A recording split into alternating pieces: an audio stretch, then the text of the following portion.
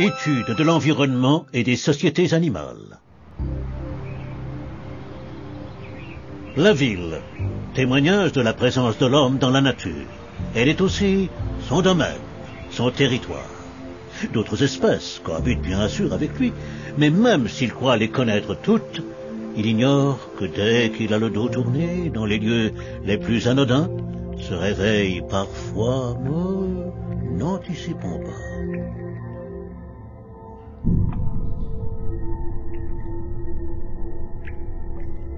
Des tubulures que la rouille épouse un peu plus au fil des ans, une atmosphère chaude et humide, quelques parasites et autres insectoïdes, une cave. Un lieu si familier pourtant, véritable terrain incognita. Et ce n'est certes pas devant la gracieuse agilité qui caractérise le déplacement du crapaud fier que l'on pourrait subodorer le drame qui va se jouer dans ces lieux. Attention, ces images sont inédites.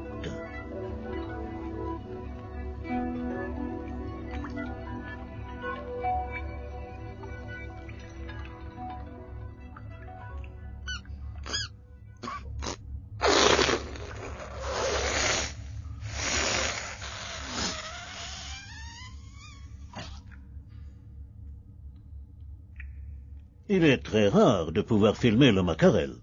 Ces prises de vue ne sont donc pas le fruit du hasard. Notre équipe a dû faire preuve d'une patience gastéropodesque, puisque ce spécimen hiberne 364 jours consécutifs et ne sort de sa tanière qu'une fois l'an. Aussi, sa préoccupation, une fois éveillée, est bien entendu la chasse. Repu, le macarel doit trouver un endroit propice pour pondre son œuf. Tous les spécialistes du Decalum temporalis vous le diront, le qualificatif qui lui convient sans doute le moins est celui de futile. Contrairement à ces graciles antilopes qui sautaient candidement dans la savane, le macarel doit garder ses sens pigrement affûtés, car sa chair tendre et savoureuse est convoitée par tous les prédateurs de la cave. Le premier d'entre eux est la grue bombardier. Cette espèce d'échassier redoutable, dont le nom a des relents d'apocalypse, tient son appellation de sa technique de chasse unique. Elle est capable d'attendre plusieurs semaines, parfaitement immobile, qu'une proie s'aventure entre ses pattes.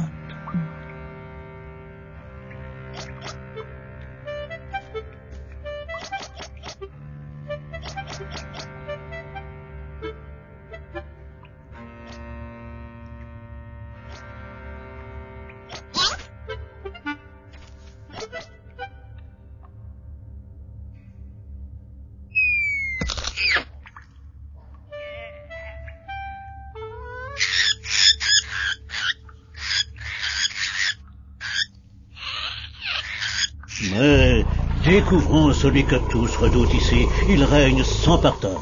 Son aspect simiesque et sa force brutale ne vous auront pas échappé. On ne lui connaît qu'une faille. Un état de stress permanent qui lui comprime violemment les intestins. Une sorte de talon d'Achille. Enfin bref, voici le vigoureux mangeur.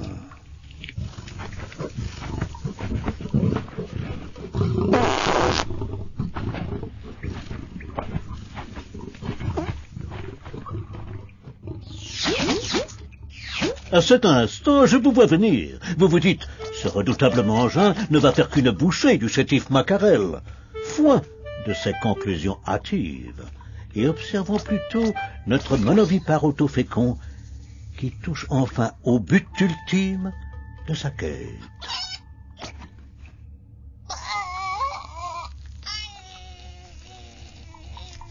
Et voici l'objet tant convoité par le molosse. Cet unique œuf s'avère être un élément essentiel de la parade amoureuse du mangin, qui fait preuve ici d'une rare espièglerie.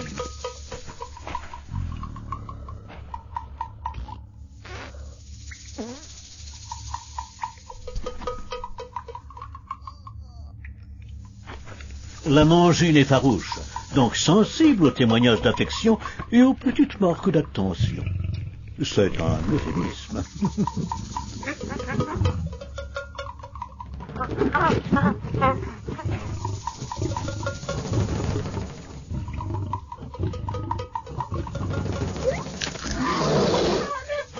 Mais ici comme ailleurs, c'est toujours la vie qui a le dernier mot. Ah, que d'enseignements nous prodiguent les douces lois de la nature.